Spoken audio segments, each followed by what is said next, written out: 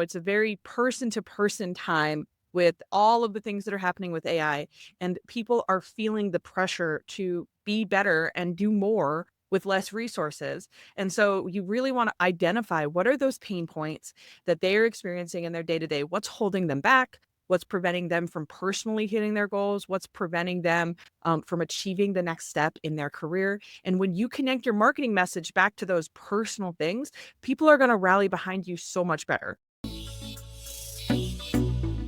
Welcome to Connect to Market. I'm Casey Cheshire.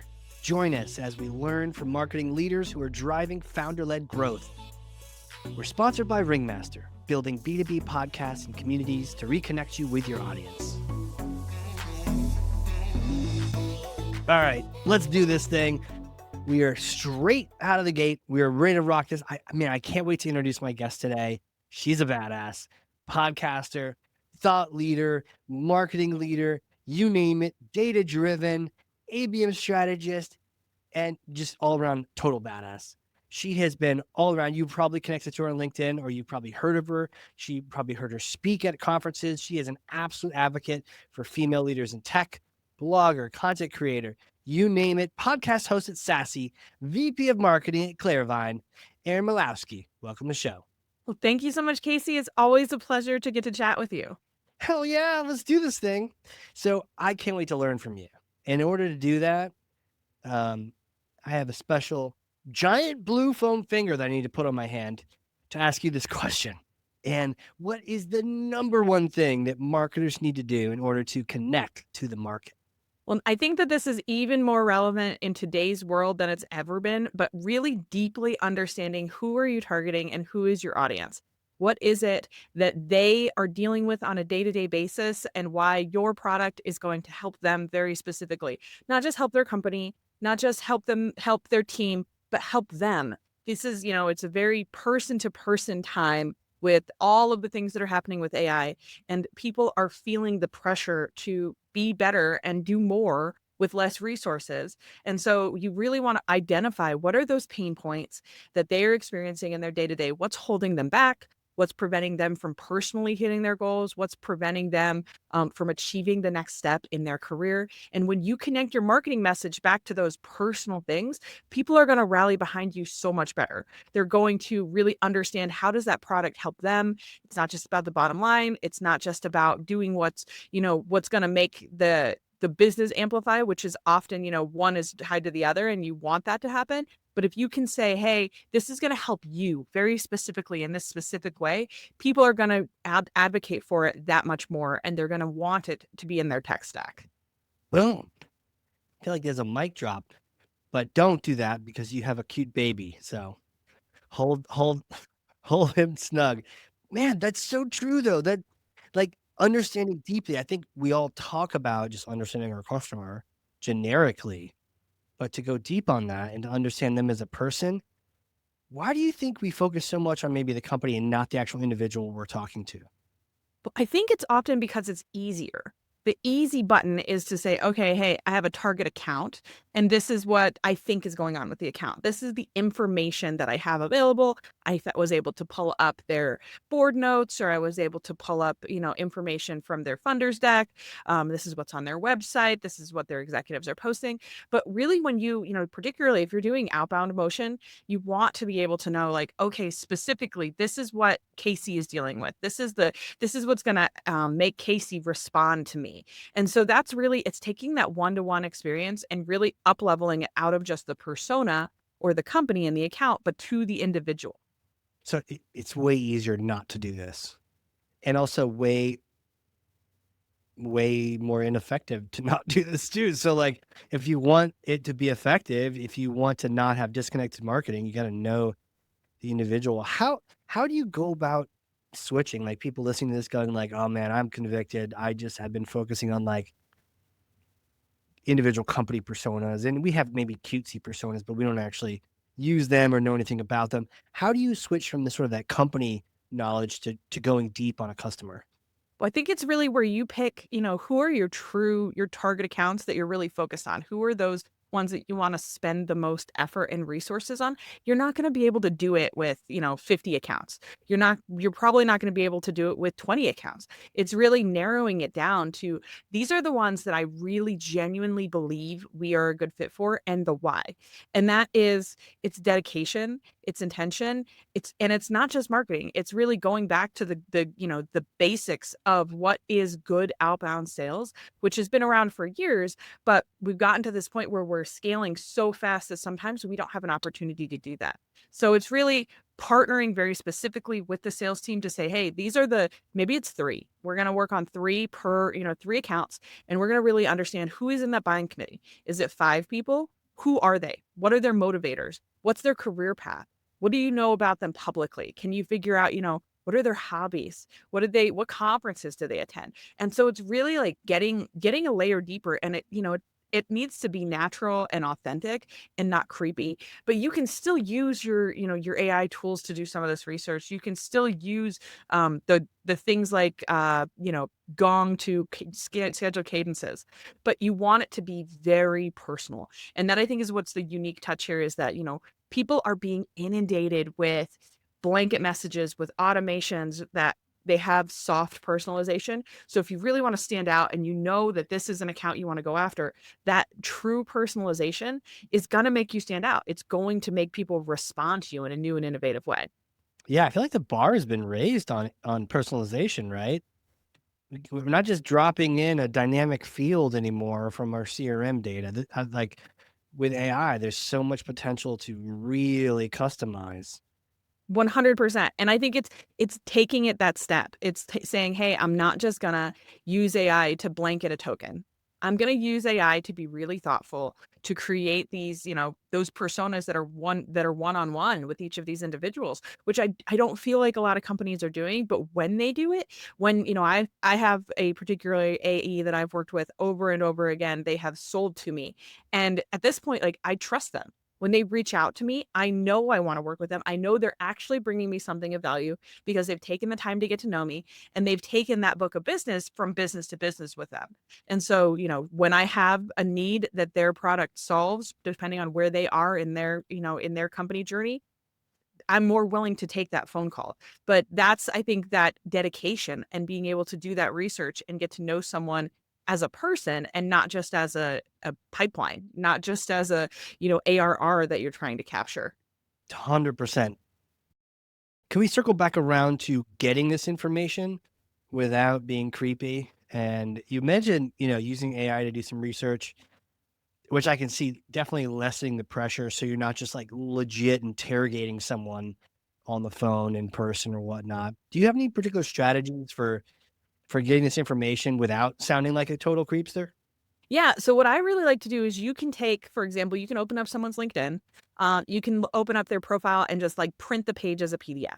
And then you do the same thing with their recent comments. You can kind of click through their LinkedIn things, click through, and then you can take that, upload that to your AI. Obviously, you want it to be an AI that you have a private account on. You upload it to your AI tool of choice and you say, give me a summary of this person. Tell me what that might be a way to catch their attention. Tell me what might be a pain point that they are experiencing in their business. And then that's going to pull in some of that third-party data about the company that they work for. It's going to aggregate the information out of their chats, and it's going to give you some talking points that you're able to then work off of. You could then take AI and say, okay, if I was going to outbound to them, what are some key messages that I should go ahead and include? So I like to do that as a kind of a first brush. Then the next step is look at that person, literally Google that person. Can you find social media profiles? Can you identify other things that they might be interested in? And maybe you find their Instagram and you see that they're an avid, tourist golfer. And so when you reach out to them, you can connect those things and say, hey, I'm going to be in your town over this XYZ timeframe. Would love to, hit you up and go on a golf trip or, take you out on the course and do some hit some balls together. I think that that's a really intentional way to connect both those pain points and who they are as a person, and then have that all flow together in a natural way. You don't want to say like, hey, I saw on Instagram that last week you were at Banyan Dunes. Like, that's really creepy. That's where it's being very intentional about not saying something that's weird, but using that information to craft a thoughtful message and thoughtful outbound. Yeah, that sort of inspired me. I wrote down a to do because I think sometimes I've been making the messages rely on what I know.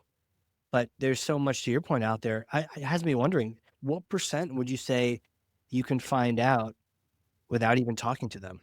Right. Well, and that's I think what's really interesting is people will give you information when you're talking with them if you're an active listener. Just like any relationship, when you're having a conversation, someone will say, "Hey, this weekend I'm taking my family to the baseball game." Or, I'm going to be out of pocket in the month of August because I'm getting married. And those are things that you can then utilize that. Make sure that you're very intentional about, okay, if they're getting married, they probably have a wedding registry. So why don't I set myself a reminder for 2 weeks before they said they're gonna be out of town and go ahead and search for their wedding registry. They're all publicly accessible if they've made it public. Send them a gift off their wedding registry. Like, this is one of your key accounts that you wanna connect with. It's public. That's not creepy. That's very intentional. And so I think that that's where you're being very thoughtful to know who they are, what's gonna matter to them, and then it's this very specific surprise and delight. You heard what they said, you remembered it, you followed up, and then you actually sent them something off of that. Now, when you send that follow-up email and you say, "Hey, just wanted to touch base before you go out on your honeymoon, let's see if is there someone else who I should be connecting with?" Then they're gonna connect that gift back with the original conversation, with the process that they're in, and then that's gonna keep that deal moving forward while maybe they're out of the office or they're distracted. Man, okay. And so I think we just lack a lot of active listening in the marketing space, right? I mean, it feels like such an important skill that we tend to, I mean, just like AI, we hallucinate, we make up our own answers instead of actually listening to what the other people are saying. 100%, 100%, and I think it's a great way that marketing can support sales. Is like sales might say, "Hey, I've heard this. Okay, marketing, let's go and figure out what's our next plan of attack here? How are we gonna follow up with them? Okay, let's see if we can find they said that, that she's out of office. Let's go and her counterpart is Joe. He's gonna be taking over while she's distracted. Let's go ahead and do some research on him, create the same kind of customer profile that we're going after him with very specific messages. And then again, it's supportive. You're working together to collaborate and create this very personalized experience. Hmm. I know you're a podcaster as well. Everyone should check out SaaSy. Do you see there being like where has a podcast fit into the listening tour, if you will? So I really think that podcasts fit really nicely into that time frame where you're building a relationship with someone. You're learning not just about how your product could align with their business, but you're actually spending dedicated time with that individual to show that you value their expertise. You want to learn from them. You want to understand the challenges that they're experiencing on a one-on-one level. And then you can use that to kind of reopen a door, or you can use that to close a door where perhaps this is something that you're adding into the sales cycle right before you send them the contract, or it's something that the contract has been sent and now you're having that really personal conversation that shows how much you as a business, you as a person value them and value their time. And then you use that again as a piece to advocate for future sales, where you can then take that and push that back out into your audience, show that you are talking very specifically to that persona. And you don't just understand the businesses and the types of businesses, but you understand the pain points that individuals are experiencing when they're in that role. And that allows you to connect with them on a more deeper level. What are some examples of that? Like examples of like the personal challenges that people are facing? Yeah, I think, you think about what's going on right now in market, right? There's so much going on. There's so much going on with AI, and Declan is this is my baby. He's trying to make his first podcast speaking appearance by grumbling while he's sleeping. We'll get him noted on IMDb. He's completely passed out. So really understanding those personal pain points that perhaps someone is seeking something that's going to help them in their career, or perhaps they are dealing with a challenge where they're being asked, to do more with less.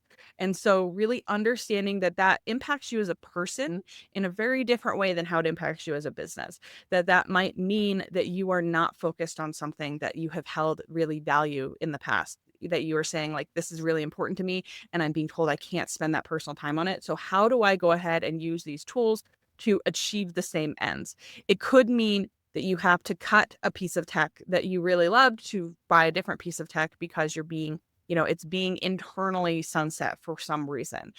So that's really where you're taking it. It's, hey, I know that this is challenging. I know that you're experiencing something that's complicated. You might be having to make compromises. and really using that to empathize with someone. And empathy is, as a relationship tool, empathy is very important in every relationship. It's in your family relationships, in your friendships, and then in business. Empathizing with someone is really spending that dedicated time to know, hey, if you buy this tool, maybe I'm the one selling you the tool, and how is this going to impact you? How is it going to impact your team? Are you buying this tool because you need to downsize your team, and that means there's a token that you have to give up? Are you buying this tool because you're trying to up level an experience for your customers, and that's really positive? And so sometimes, you want to spin it in a positive way, but there might be a reason that someone's buying something that isn't necessarily positive for them personally. And I think trying to understand that and get ahead of it, particularly when there's such a push for so much AI right now, is super important. And you can make some really positive, conversations to where, hey, I know that this is a trade-off for you, but we are here to support you in that trade-off. We are here to make sure that this is seamless and that you are going to still be successful. And that's something that, it's people don't say that. They don't say those words out loud, but it might be happening in the back end. Hey, marketing leaders, it's Amanda here from Ringmaster B2B Podcasting. In today's market, B2B buying is built on one thing: trust. And there's no better way to build that trust than through a podcast that builds connection. At Ringmaster, we help you launch and grow shows that will amplify your brand and can help drive real demand. The best part? We handle all the heavy lifting so you can focus on the big picture. So if you've been thinking about starting a podcast for your brand or taking your existing one to the next level, visit ringmaster.com to chat and book a call. What are you reading? What are you listening to? Where do you get your input from? How are you learning right now? Fiction or nonfiction? What are you pulling in? I'd say from nonfiction, I'm reading a lot of the things that people post on LinkedIn. I'm really trying to be a student of others and, understand kind of their stories in the same way that I'm talking about this personalization, why it's really important. There's a lot of people who are creating some very, unique thought leadership content and putting it on LinkedIn. And so I'm trying to, make sure that I carve out the time to continually look at the people who I am learning from and take that information and put it in my pocket for, okay, when I am approached with this situation in the future, this is one way that I could come back to it. I love LinkedIn's tools for saving posts. You can go ahead and save a post and come back to it. And then I'll kind of bookmark those things and say, hey, I've learned this from this person. I'm going to follow them now on LinkedIn. I want to see what other content are they creating? And that's very, honestly, like, it's very person to person. It's not a lot of these people, like, for example, Jess Cook, I love her. She is the head of marketing at Vector. And so I love the way she posts because she's not hard selling the software. She is very much selling her experience as a marketing leader who's disrupting a market and an industry. And so I think that that's why she's really impactful with how she talks. And so I love following things like that. So she's somebody who I really have appreciated learning from. Trinity Wynn at User Gems, I've really enjoyed reading her content, and she does some really unique video content. I've had her on my podcast as well. And so that's really where I think people are sharing their thoughts, and it's giving me a lot of inspiration. So that's where I get a lot of my, nonfiction education from. The other thing that I'm loving is there's a lot of Substacks out there now. So there's a lot of software-based Substacks that are, sometimes they're kind of like private equity focused or startup focused, but there's a lot of really unique types of content that's being created and getting posted on Substacks that we haven't seen in the past. And so I'm loving that as it shows up in my inbox. I'm currently hanging out with a new baby. And so sometimes my brain capacity just is not there, if I'm honest with myself. So I can look at some headlines, be like, hey, these are the ones that I want to come back to when I have the ability to read it. Or, hey, I have a minute or two that I can focus. I've bookmarked this. I'm going to come back and I'm going to read this long form of this Substack, which that's what I love about Substack is it sends you kind of those headlines. And then you can go and read the in-depth content later. And it's fantastic for, okay, it's just a little snippet that I'm going to take away and carry for later. Are you on Substack? Not personally. I haven't created a Substack yet. Oh my God, do that. Make one. Oh wait, well, I guess by reading stuff, you probably have something. Yeah, I think it does. It does, like, when you bookmark stuff, I think maybe it creates your Substack, but it's not like public. Mine isn't public, at least. Huh. I can't follow you. Well, I do have a LinkedIn newsletter, which I'm going to try this. And then maybe if I create enough content for this, I'm going to go ahead and do a Substack. That was kind of my approach. Okay, well, too bad. I already followed you on Substack. Perfect. Well, it might be scattering. We'll see what you learn from that. Yeah. But even reading things you're reading might be fascinating, I like you being a filter for other people to go like, oh, what should we be paying attention to?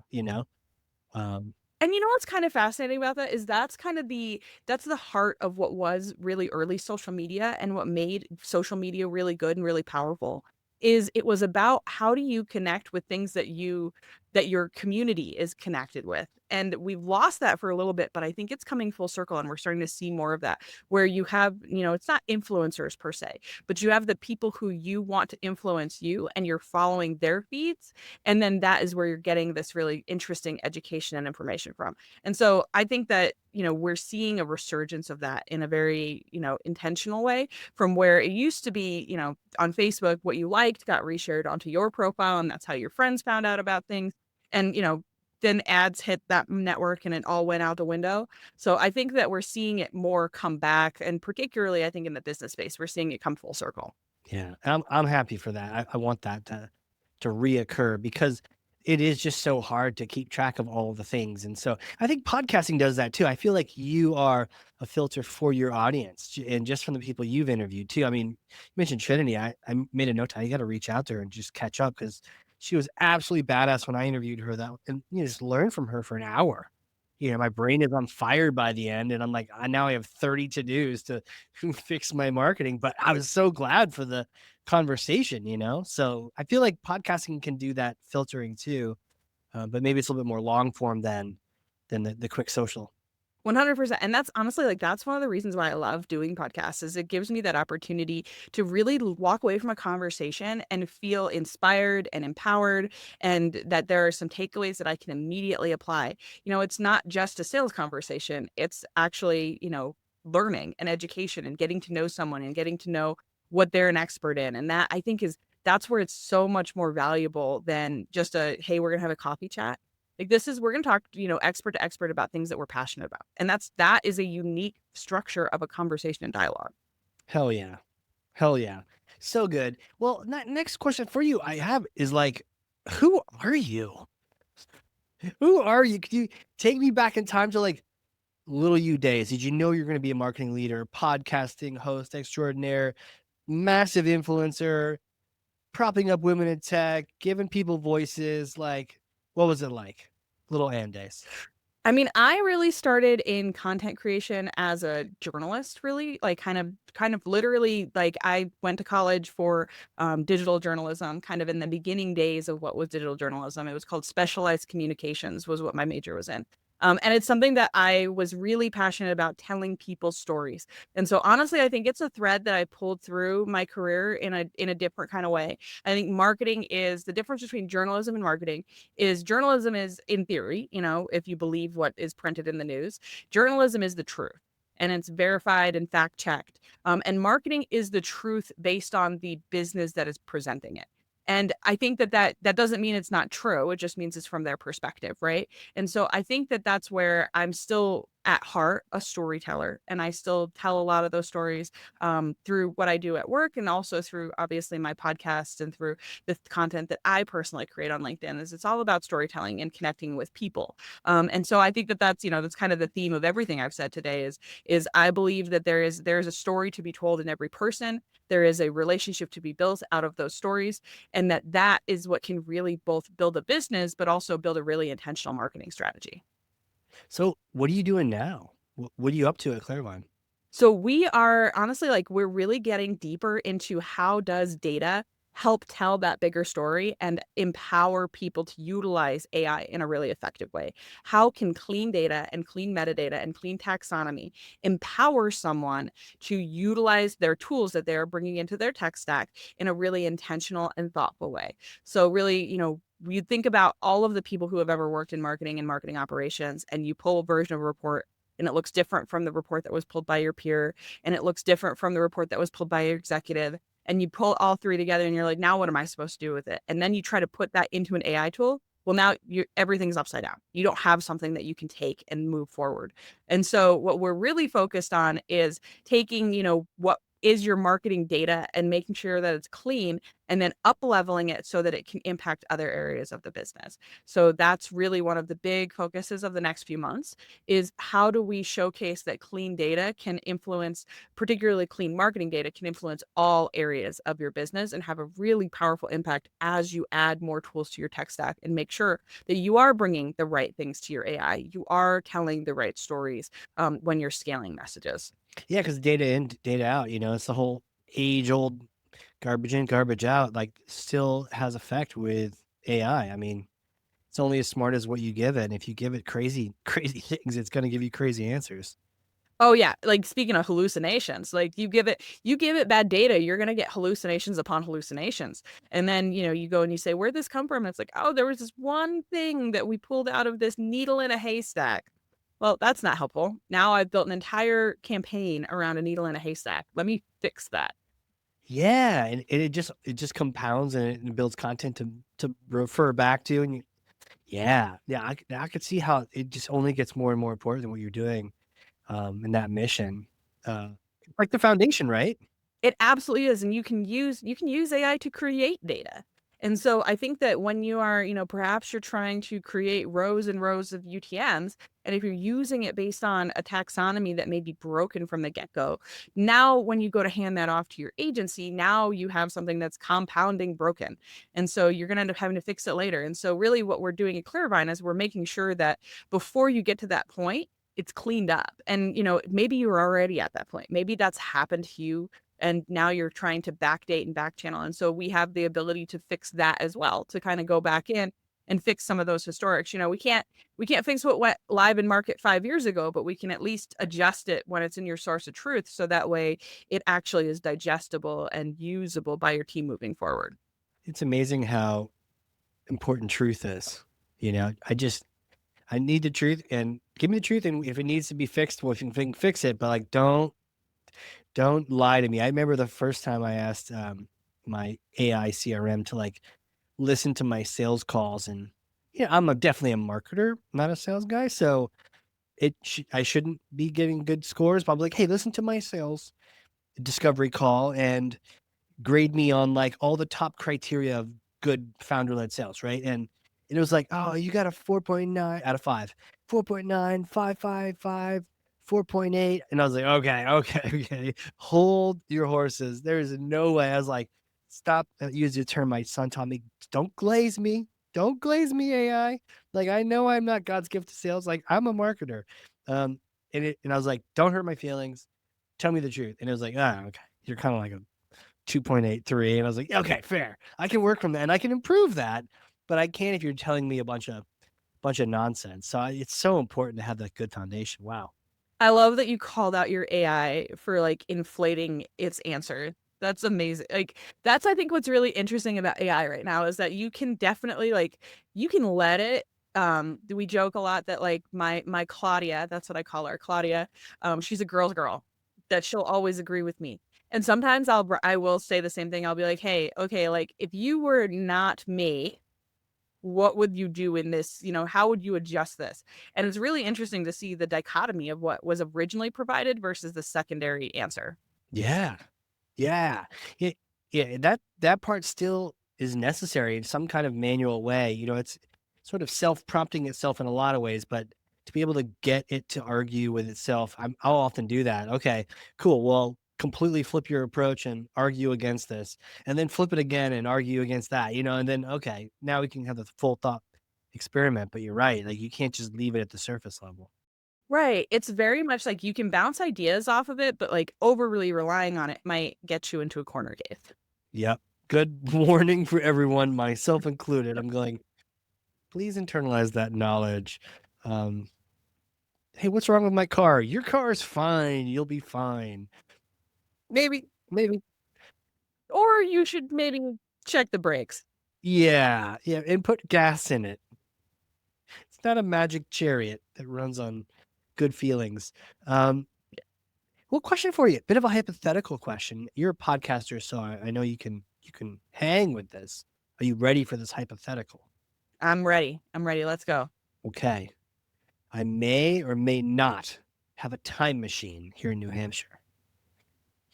and you come do a customer event, some sort of event. Can't do inbound because they moved it to San Fran. They should move back. Anyways, so you come out here to Boston area and you drive up north to New Hampshire. It's in the backyard covered in a tarp, right? So we get some beer, lobster, use a time machine, but it's a particular kind of time machine where you get a chance to go visit yourself 4 days after getting that technical journalism degree. And you're bright-eyed and bushy-tailed. What do you say to that version of you? Oh, I'd say I think that there's a lot to not be afraid of in marketing. That just because it isn't what you thought it was, doesn't mean it's the wrong career path. I'd say that that's a big thing that I would say, like, you don't have to hang on to that, that journalism rope, that there's still a lot of places that you can tell that story. And you can jump into that same kind of passion from a different perspective without having to, be a journalist per se. Oh, wow. So, yeah, I totally get that. Was there a lot of that where you're like, I'm a trained journalist. How can I hang in the marketing space? Well, yeah, I think that it was something that I didn't, there's so much of that like self-doubt and so much of that where you don't necessarily know how this is going to connect back and you feel like maybe I wasted my time doing this thing. And how do you get out of that? And how do you get into the headspace where you can see that those things, those dots are actually all connected? And I think that we all have those experiences where, maybe we got a degree in something that we don't do today. Maybe we, took a job that really wasn't the right fit. But then there are those lessons that you can carry forward from it and you can connect those dots. And that's who makes you who you are, makes your perspectives what they are, and, kind of teaches you the foundation that you need to be successful tomorrow. And so I think that was something that I really struggled with when I had to make the transition. I was really disappointed that I didn't get to write for a magazine or a newspaper. They didn't, they weren't hiring, they were cutting their staff when I really was going into the field. And so I had to very quickly say, okay, well, what's the next best thing? Where can I get a job? And marketing was at that point, a really quote unquote easy answer. But it felt like I was selling out. I was kind of letting go of this thing that I really wanted to do. But I've found places that I can still have that passion, that I can still do those things, that I can still create that content. And it's opened more doors for me. And I think that that's something that, while as a, 22-year-old, it was disappointing. I would say that I couldn't be happier at the direction that that foundation gave me and it gave me the ability to create the career that I have now. Hell yeah. Yeah, but like, what a cool foundation um, to build because aren't we all just asking great questions and connecting the dots? And to your point, the dots were already connected. Man, that's crazy. Do you think young you would listen? I think so. I think that I wouldn't dismiss it out of hand. I might have taken a couple more business classes in college, might have made my life a little bit easier if I could have gone back. 100%. There's a lot of things that I was like, I don't know what that means. I'm gonna have to figure that out. Yeah, seriously. There's a lot I'm still figuring out, so that makes sense. Well, that is actually I had one other question because I know you and I chatted about books and like let's talk fiction. What's on your fiction shelf right now? Oh, my fiction. I love fantasy books. So I'd say one of my favorite things I'm really excited about. There's a fantasy author that she does kind of this multi-level world building. She has three different series. Sarah J. Maas, she's very big with the fantasy book sector right now. She has three different novels and they all connect in a really intentional way. It's very much like the Marvel universe of fantasy books. And she has some new books coming out in the fall, and I'm really excited about that. And I think that it's kind of, the thing that I find really interesting, particularly about her and about what's happening in that space, is that the publishing industry has really reconnected with readers with the way that they're releasing these books and the way that they're promoting these books and the way that they're marketing these books. It all comes back to marketing, right? That there's a lot of things that are really interesting in how they're telling these stories. They brought back, midnight release parties and book clubs and things that for a while, courtesy of ebooks kind of had not died out, but had gotten quieter. And they brought them back. And I think that that is really cool. And I'm really excited that, this fall, I'm actually going with another marketer who I'm really good personal friends with as well. We're going to go to some of these midnight release parties next fall. And that's really exciting. So, you connect the dots. Everybody has their passions. And so I have a lot of my marketing friends also like to read these kind of books. So it's kind of funny that we get to tie those dots together too. That is super cool. Yeah, I just finished one called Magician. I don't know if you read that. Apparently, it's been out for forever. No, what's that one about? Oh my gosh, highly recommend it. Feist is the author, Magician, and apparently it's super cool. It was Audible. It was a good Audible. And at the very end of the first book, he had this like little author note, and apparently he first wrote it like back in like the late 80s, and he didn't know any of the rules, so he just wrote this thing, and it's like a double size book. And so eventually the publisher was like, could you chop this down and this and that? But now what the book is, it's his it's like what he called like the author's preferred publication, where it's everything he ever wanted to have in there. And they made it into two separate books, Apprentice and Master. But it's this like young sorcerer lad who, it's kind of like the ADD kid at school, at wizard school, where everyone else is paying attention. And he just kind of has this innate ability, and it's really well written. And he even said like he wrote this when he had no idea about the rules of introducing too many characters or this or that. But you know what? It's so refreshing because it feels real and deep, almost to like Lord of the Rings type of world he's built. And it's fantastic. Not the depth of I've invented like 9 languages, but on that note. So definitely recommend that one. I love that when they re-release a book that, there was a different take that an author had, or they release a different perspective, a different character's perspective. Those are, and again, like it is a publishing tool and mechanism for selling more books. You get really attached to the first version, and then you're more willing to buy the second version. And I think that it's really interesting. Plus it gets you to see kind of the work in progress from authors, which is fabulous. Like to get to see how they've evolved and how their storytelling skills have evolved. And that's always really interesting. Yeah. Oh, and also, how about the Carl books? Have you gone down that rabbit hole? That's the dragon, not dungeon hunter, dungeon crawler. No, it's on my list actually. I think that might be what I pick up next. I've heard really good things. That's the thing to pick up next. I saw it in the library. Really fun colors, kind of like the Connect to Market pod. Same kind of like fun colors. And when I brought it to the front, the librarian's so nice and they're so friendly. They're like, "Oh my gosh, that book."